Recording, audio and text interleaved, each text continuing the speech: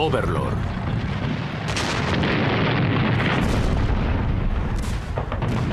Era 1944 y en el frente oriental las fuerzas de Hitler seguían retrocediendo hacia la frontera alemana.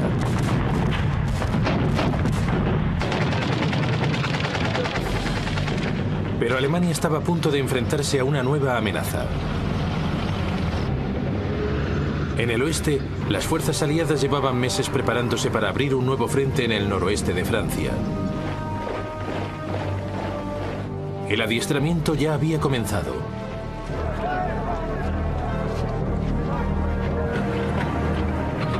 Pero era un ataque que Hitler llevaba mucho tiempo esperando. Su único problema consistía en saber cuándo y sobre todo dónde se produciría. El escenario estaba preparado para una de las grandes batallas de la Segunda Guerra Mundial, el Día D, el desembarco aliado en la costa francesa de Normandía.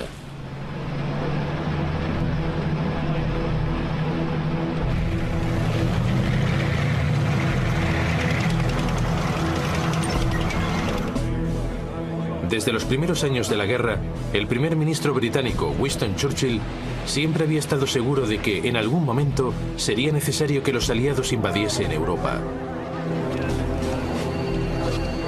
Las únicas dudas eran cuándo, dónde y cómo. Finalmente, en abril de 1943, en una conferencia de los aliados en Washington, Churchill y el presidente de los Estados Unidos, Franklin Roosevelt, acordaron una fecha.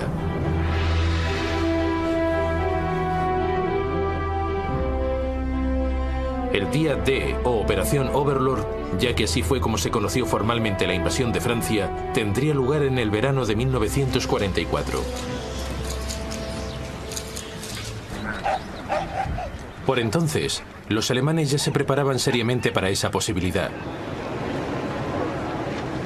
Desde el verano de 1941, habían estado construyendo el llamado Muro Atlántico. Era una enorme cadena de fortificaciones a lo largo de la costa europea, desde Dinamarca hasta la frontera con España. Habían construido baterías de artillería en las zonas de desembarco más probables. Habían minado y cubierto con alambre de espino las playas. Habían colocado obstáculos en lugares estratégicos para bloquear el desembarco. En el verano de 1942 se habían intensificado los trabajos en el Muro Atlántico.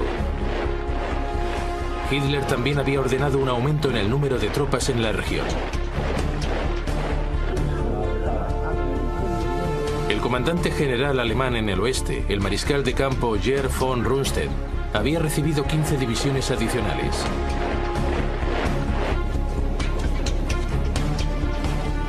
Pero la costa occidental europea se extiende a lo largo de más de 3.000 kilómetros, por lo que no contaba con soldados suficientes para cubrir toda su extensión.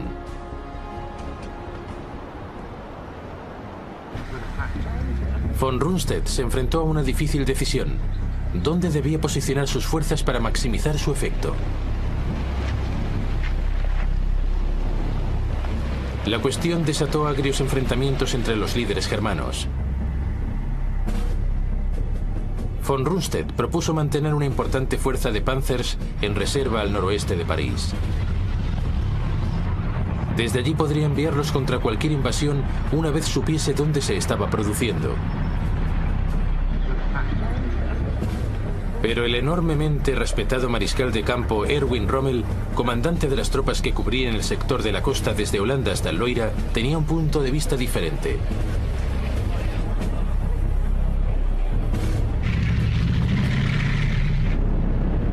A Rommel le preocupaba el poder aéreo de los aliados. Lo había comprobado de primera mano al luchar contra los británicos en el norte de África y le había causado una profunda impresión. Temía que cualquier contraataque alemán fuese neutralizado por la aviación aliada antes de poder entrar siquiera en acción.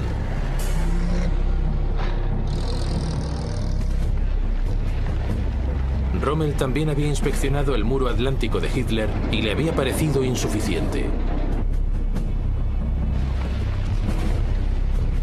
Eso le llevó a la conclusión de que el mejor lugar para posicionar los Panzers era lo más cerca posible de las zonas más probables de desembarco.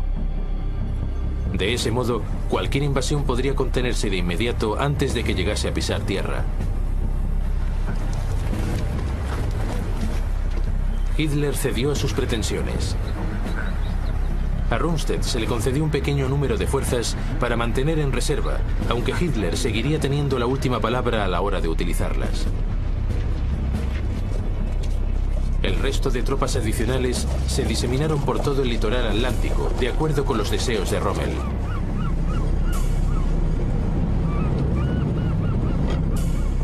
Esa acabaría siendo la peor de todas las soluciones, pues no había suficientes reservas ni suficientes tanques cerca de la costa. Pero en otoño de 1943, nada de esto podía saberse todavía.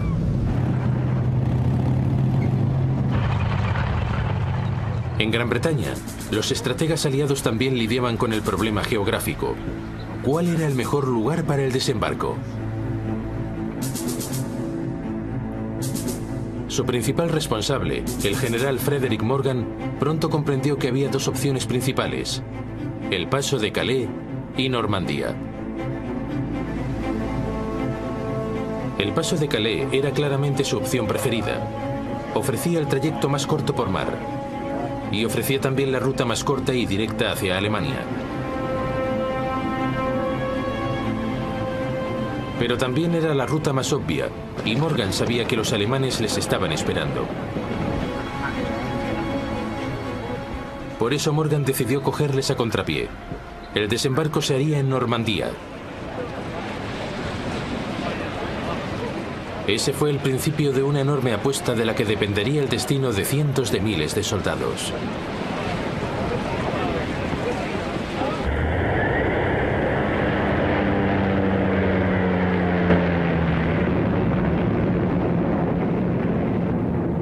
En otoño de 1943, los aviones de reconocimiento fotográfico de los aliados barrieron todas las playas del norte de Francia. Era parte de una enorme operación de planificación de la invasión por mar de Europa. Las fortificaciones del muro atlántico fueron supervisadas por la resistencia francesa. Algunos hombres se arrastraron hasta la orilla para recoger muestras de arena y así probar si los vehículos armados podrían desembarcar sobre ella. El norte de Francia se convirtió en el litoral costero más reconocido en toda la historia bélica. Pronto quedó claro que cualquier desembarco necesitaría de algún tipo de instalación portuaria.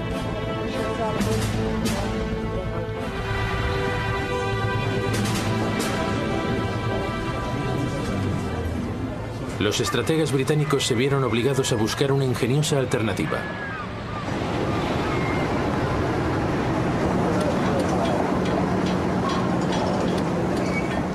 Construyeron gigantescas cajas de cemento vacías en Gran Bretaña para poder remolcarlas posteriormente hasta la costa francesa. Una vez allí se hundirían para formar un puerto artificial. Eran conocidas por su nombre en clave, mulberries, o matas de moras.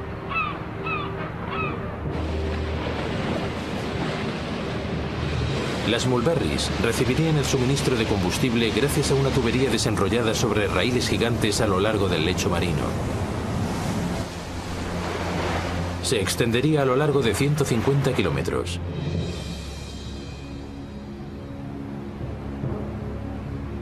La estación de bombeo de la isla de Wright se camufló como una fábrica de helados. Solo quedaba un problema. ¿Cómo impedir que los alemanes llamasen a un número considerable de refuerzos antes de que los aliados pudiesen establecerse en tierra?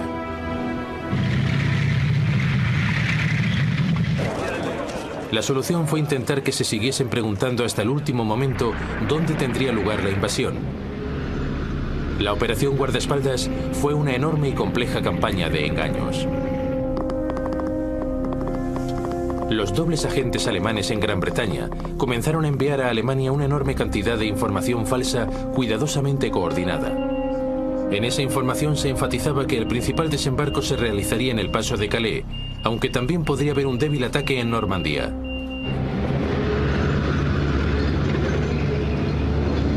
Para enturbiar todavía más las aguas, el mando militar aliado creó una unidad ficticia, el llamado Primer Grupo del Ejército de los Estados Unidos, o FUSAG. Obviamente se estacionó en Kent, enfrente del paso de Calais.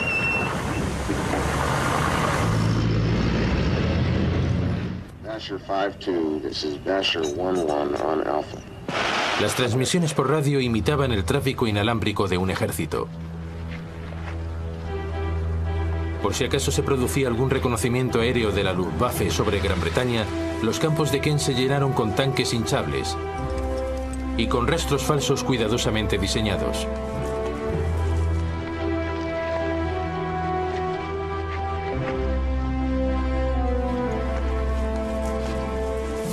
Había aviones de juguete realizados con maderas y lonas. Los puertos de toda la costa de Kent se llenaron con aviones de mentira.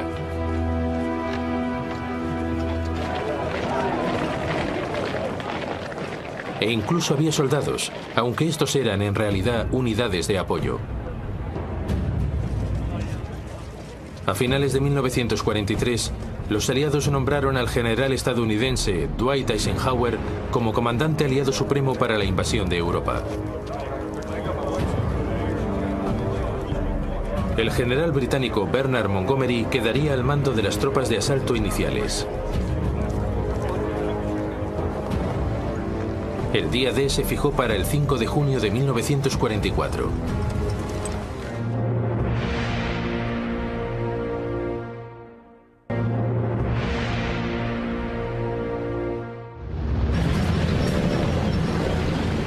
Conforme se acercaba la fecha de la invasión, el número de soldados aliados en Inglaterra aumentó hasta superar los 2 millones. Contaban con el apoyo de más de 3.000 tanques y 12.000 aviones.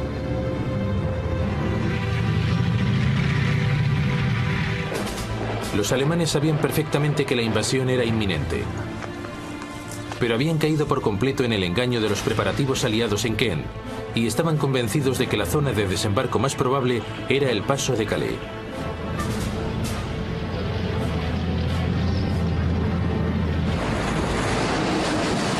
Todo parecía ir según los planes de los aliados. Las tropas fueron informadas. Pero entonces la climatología les dio la espalda. La lluvia caía con fuerza, la visibilidad era escasa y se desató un vendaval sobre el canal.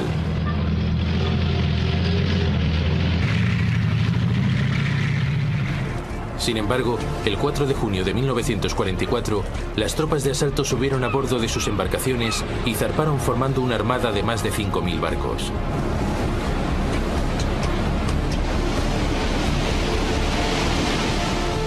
Pero la lluvia seguía arreciando, y ese mismo día, la invasión se tuvo que posponer. Los barcos volvieron a puerto y las tropas de asalto se prepararon para una inquietante espera.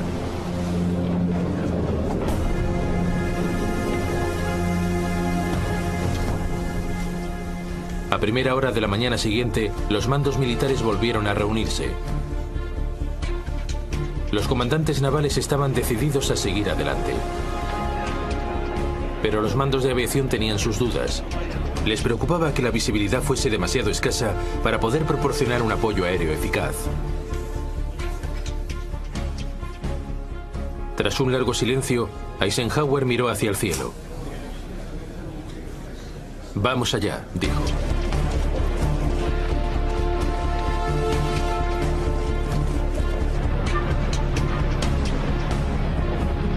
La operación Overlord, la mayor invasión por mar de la historia, se había puesto en marcha. El día D había comenzado.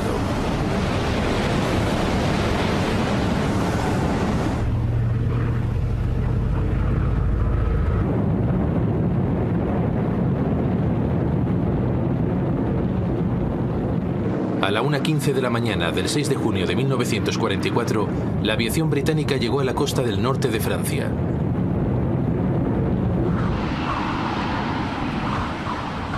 Una vez allí, liberaron a los planeadores para capturar puentes vitales sobre el canal de Caen, al este de Normandía. Los aliados habían puesto sobre la mesa su mayor apuesta para invadir el imperio de Hitler en Europa occidental.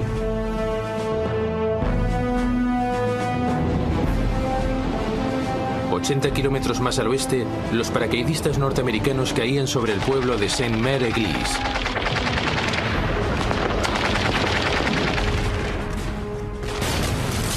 Se produjo un salvaje intercambio de fuego.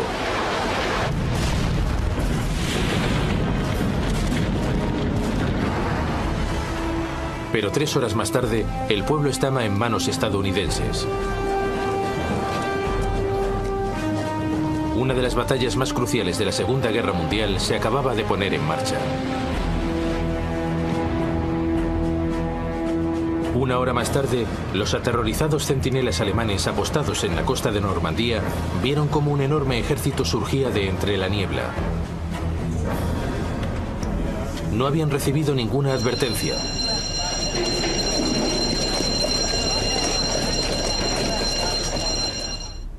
La flota aliada había navegado protegida por la oscuridad.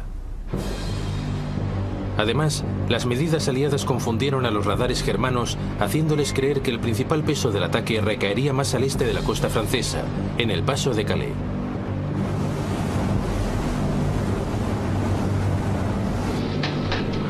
Los buques de guerra aliados comenzaron a atacar las posiciones defensivas germanas en Normandía.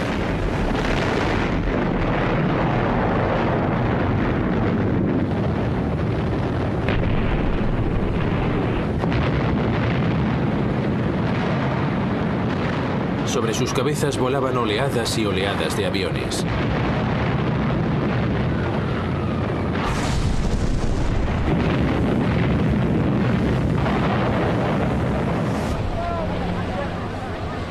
Cubiertos por los bombardeos, las tropas de asalto se lanzaron hacia la orilla.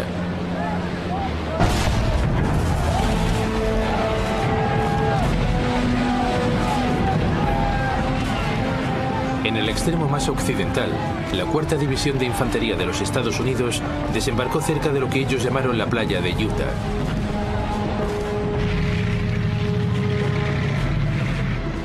Al cabo de 2 horas, habían logrado contactar con los paracaidistas que habían aterrizado en Saint-Mère-Église.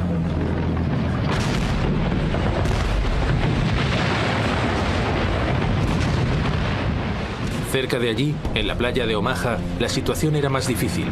La playa era el sueño de cualquier ejército defensor, con grandes acantilados y escasos accesos.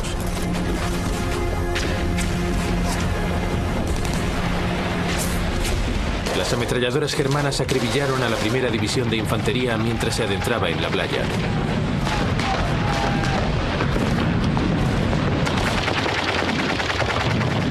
Para complicar todavía más las cosas, los tanques anfibios norteamericanos se hundieron.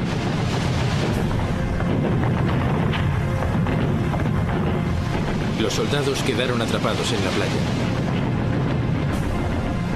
Se avecinaba un desastre.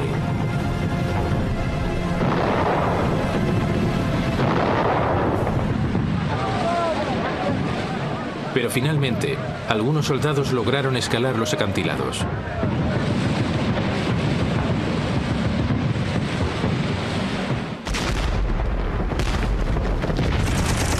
Y en contra de todas las previsiones, los soldados norteamericanos resistieron en la cabeza de playa.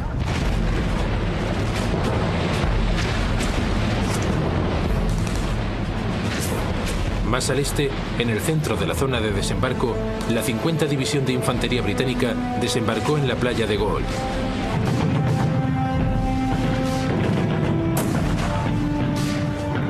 También ellos se encontraron con una salvaje descarga de fuego.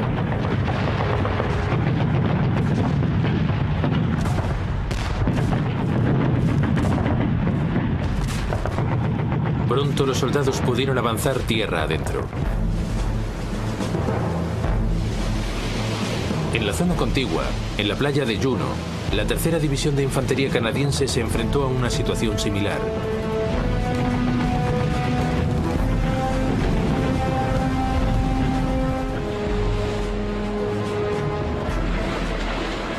Por último, en el extremo del flanco izquierdo, en la playa de Sword, la tercera división de infantería británica se topó con escasa resistencia.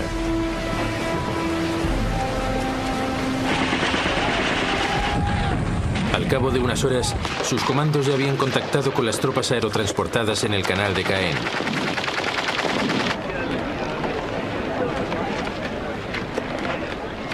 A primera hora de la tarde, los aliados habían conseguido establecerse con éxito en todas las cabezas de playa.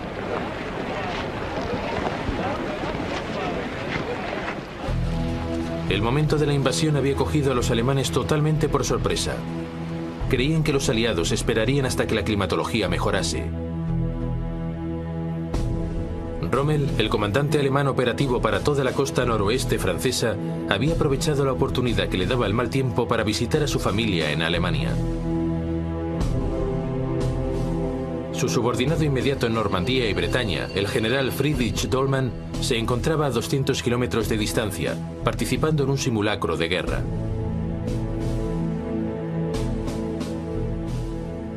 Solo el comandante alemán para el conjunto de Europa Occidental, el mariscal de campo Gerd von Rundstedt, estaba en su cuartel general.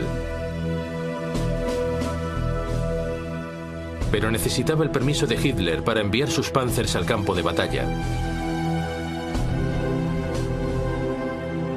Sin embargo, Hitler estaba durmiendo y sus ayudantes no le despertaron. Hasta el mediodía el Führer no se enteró de la invasión, pero no se la tomó en serio. Seguía convencido de que el principal ataque se produciría en el paso de Calais. Creía que lo de Normandía no era más que una treta.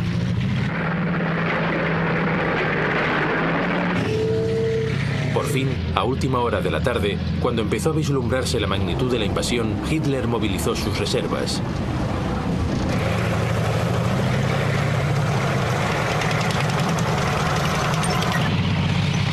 Pero estaban demasiado lejos para proporcionar un apoyo inmediato.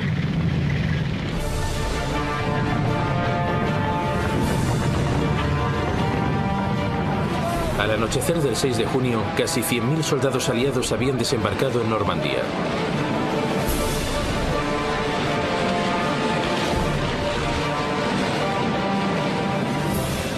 Había sido una extraordinaria hazaña en cuanto a estrategia, ingenio y valentía. El primer día de la gran apuesta aliada había dado sus frutos. Pero era solo el principio. Ahora tenían que asentarse, fortalecerse y avanzar a través de Europa.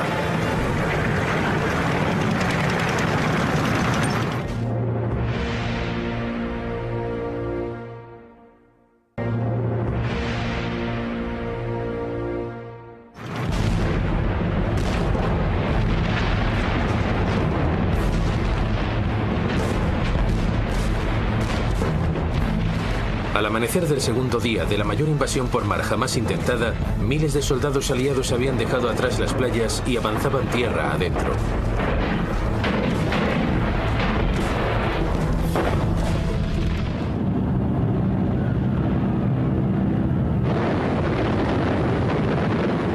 La Fuerza Aérea Aliada les ofreció un apoyo crucial.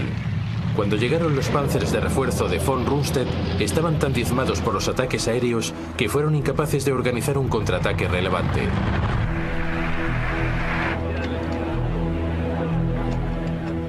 Los refuerzos alemanes también se vieron obstaculizados por los combatientes de la resistencia francesa que operaban detrás de las líneas enemigas.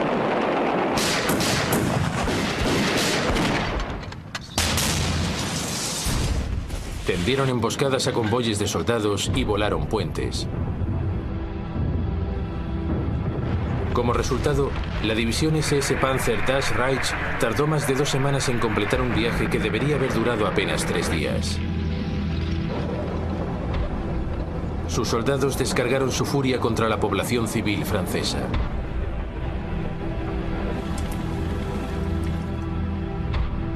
El pueblo de Oradour-sur-Glane y sus 642 habitantes fueron eliminados.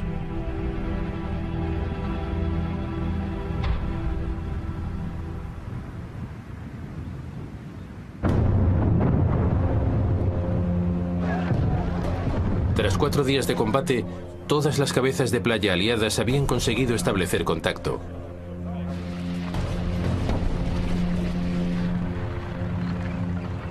Pero solo habían logrado penetrar 15 kilómetros tierra adentro.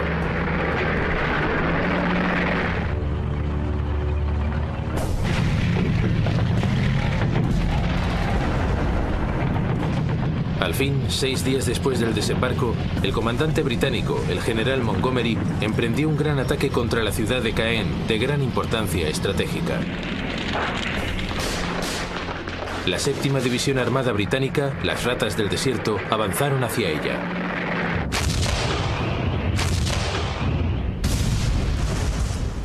Pero su avanzadilla se topó con 4 tanques Tiger alemanes.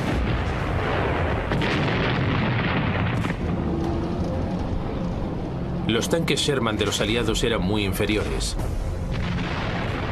Su artillería no tenía alcance suficiente y sus proyectiles no podían penetrar los blindados alemanes. Y eran especialmente vulnerables porque muchos se alimentaban con gasolina y podían arder en llamas si les alcanzaba un proyectil.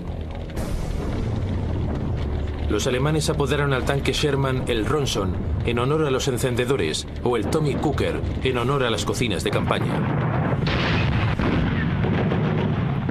En menos de 5 minutos, más de 10 tanques británicos fueron destruidos. El ataque contra Caen se detuvo.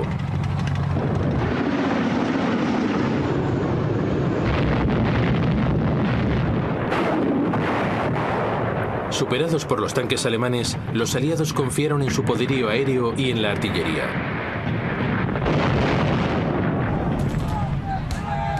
Pero no fue suficiente. Las Ratas del Desierto se retiraron y Caen permaneció en poder de los alemanes.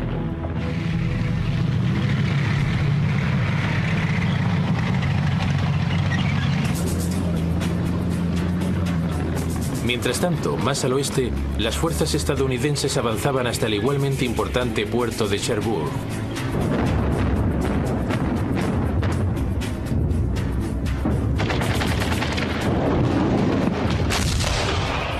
Tardarían casi 10 días en poder acercarse a él.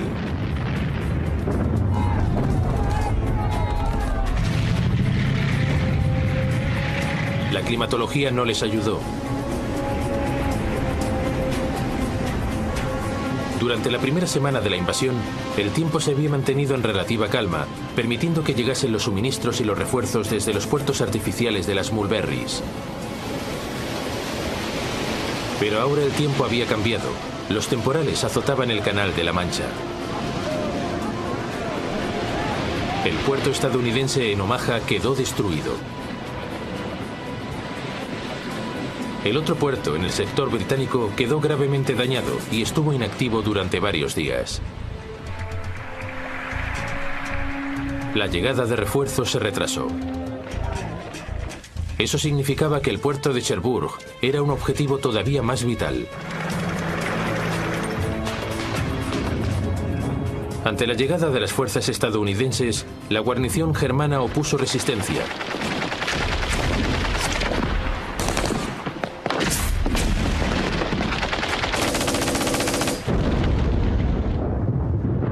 Se desató un feroz combate casa a casa.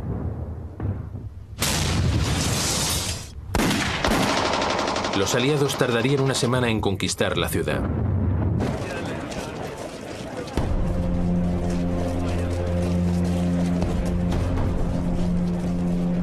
Pero los alemanes destrozaron el puerto en su huida. Haría falta otro mes para volver a ponerlo en funcionamiento.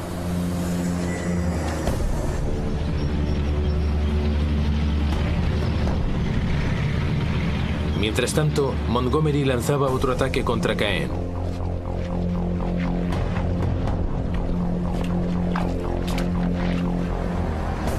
Pero las tormentas habían convertido los campos en un mar de barro y las nubes bajas hacían imposible la ayuda aérea.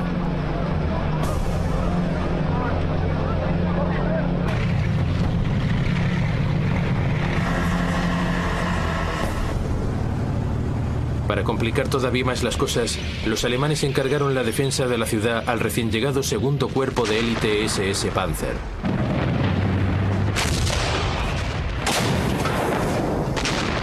Tras 4 días, los británicos se vieron de nuevo obligados a detenerse.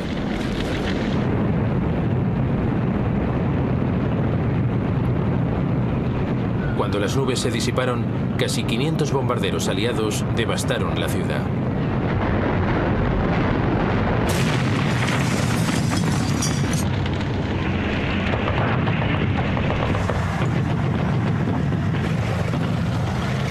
Las tropas británicas abrieron paso a través de los barrios del norte. Pero las ruinas constituían posiciones defensivas ideales para los alemanes.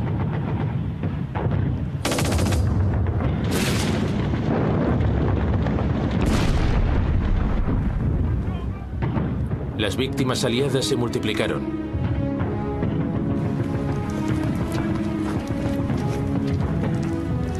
Tras 48 horas, el ataque fue suspendido una vez más.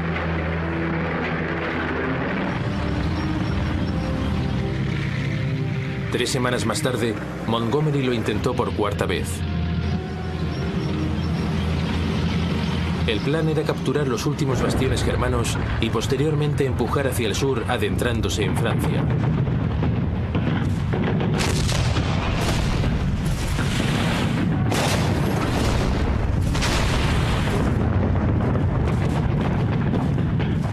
Tras 2 días más de combates, la ciudad fue finalmente conquistada. El camino parecía quedar abierto para que los tanques británicos avanzasen hacia el sur y se adentrasen en Francia.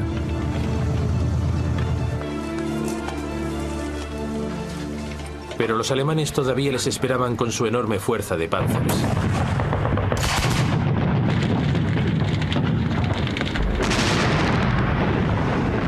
El avance británico volvió a detenerse.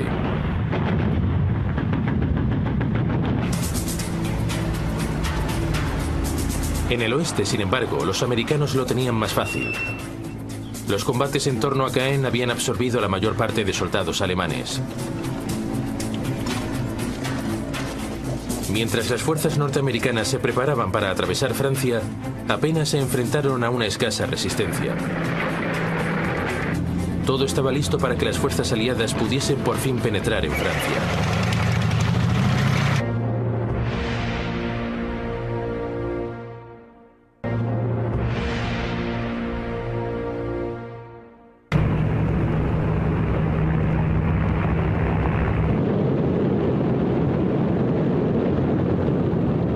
A las 9:30 de la mañana del 5 de julio de 1944, más de 1.800 aviones aliados bombardearon una franja de 6 kilómetros del frente alemán al sur de Cherbourg. Era el principio de la Operación Cobra, el avance norteamericano sobre Francia.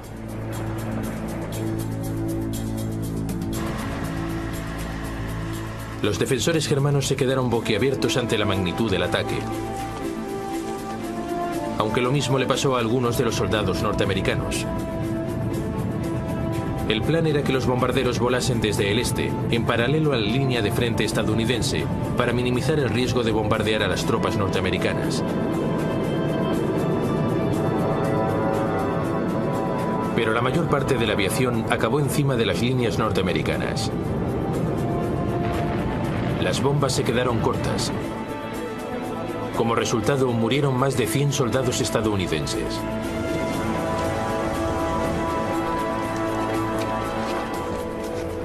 Pero a pesar de la ferocidad de los bombardeos, cuando las fuerzas estadounidenses retomaron la marcha y avanzaron, se encontraron ante su asombro con que una cantidad sustancial de soldados alemanes habían sobrevivido.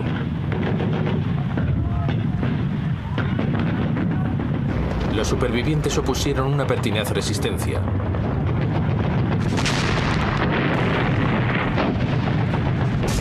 El combate se recrudeció y parecía que los norteamericanos no iban a lograr romper las líneas germanas.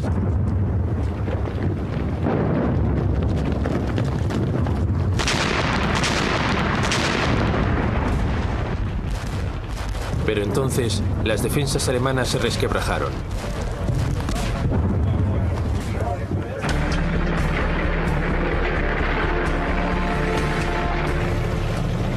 A la mañana siguiente, los tanques estadounidenses atravesaron sus líneas y continuaron adelante.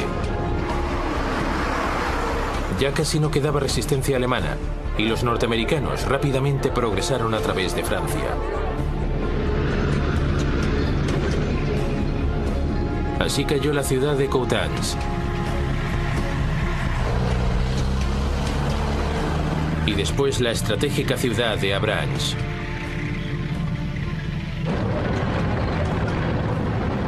A medida que los aliados proseguían su avance, contaban con la ayuda de la confusión entre el alto mando alemán.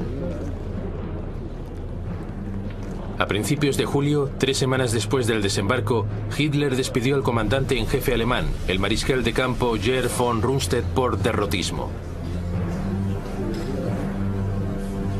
Von Rundstedt no había hecho ningún esfuerzo por ocultar su convencimiento de que Alemania se enfrentaba a una guerra que no podía ganar.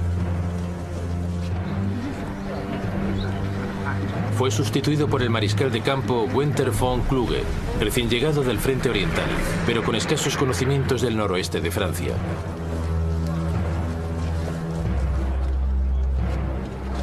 Dos semanas más tarde, Rommel, el segundo oficial alemán con mayor rango en el frente, resultaba gravemente herido cuando su coche era atacado por un caza británico.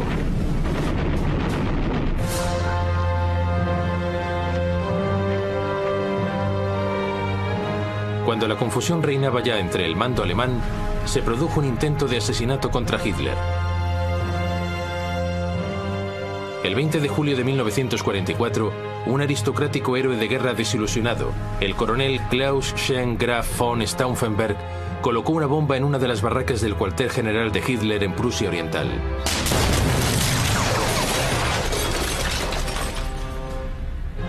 Cuatro oficiales murieron.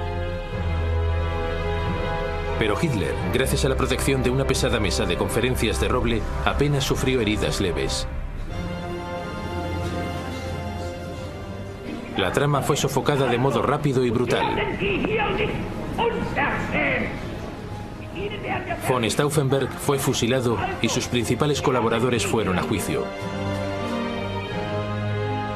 Posteriormente morirían ahorcados. Hitler puso al mal tiempo buena cara y fue a visitar a algunos de los heridos al hospital. Pero aquello acentuó todavía más su desconfianza en sus principales mandos. Por ello, y a pesar de sus numerosos errores en el pasado, exigió un mayor control sobre las decisiones en el campo de batalla.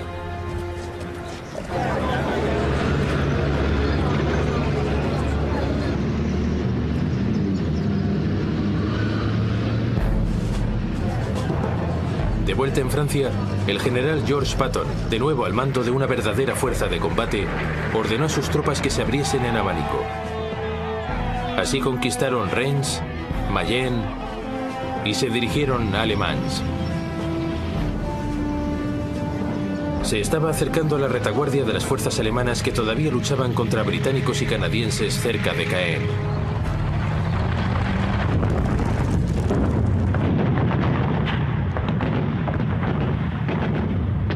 Los americanos al sur y los británicos al norte, parecía que las fuerzas alemanas en Normandía estaban rodeadas.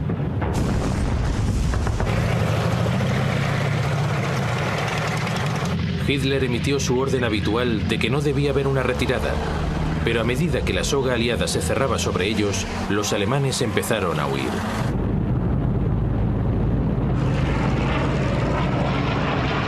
En su retirada fueron hostigados de forma implacable por la aviación y la artillería aliada.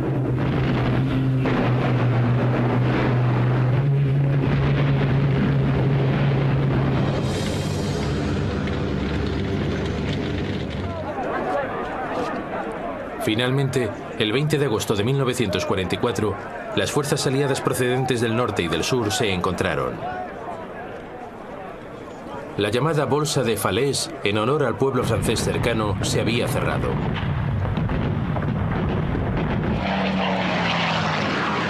Un gran número de soldados alemanes quedaron acorralados.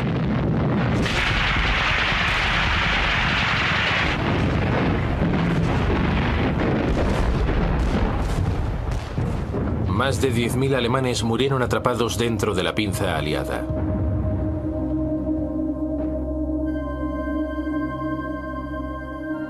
Otros 50.000 cayeron prisioneros.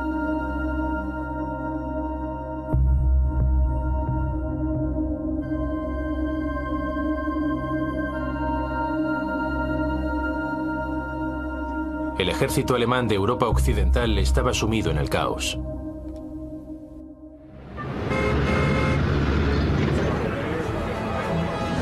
Mientras tanto, mucho más al sur, en la costa mediterránea, cerca de Cannes, se producía una segunda invasión aliada por mar. Las tropas estadounidenses llegaron a la orilla prácticamente sin oposición. Contaban con la ayuda de los paracaidistas del ejército francés libre, hombres que habían huido del territorio francés ocupado por los nazis hacia Europa y el norte de África. El desembarco siempre había contado con la oposición de los británicos, que lo veían como una distracción. Pero los Estados Unidos lo consideraban como una parte esencial de la expulsión de los alemanes de Francia.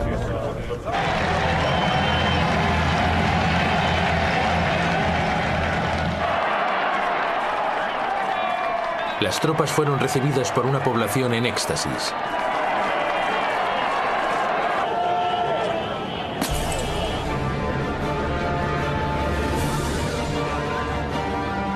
Pronto avanzaron con rapidez por el valle del Ródano.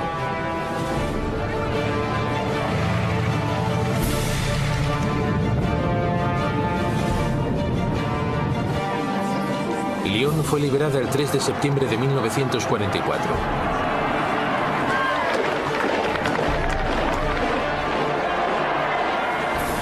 Diez días más tarde, alcanzaban Dijon y establecían contacto con las fuerzas de Patton que avanzaban desde el oeste de Francia.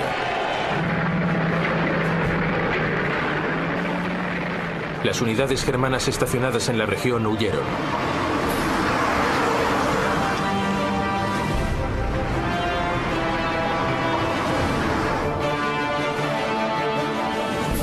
En apenas 3 semanas de avance, la invasión aliada de Europa había liberado la mayor parte de Francia.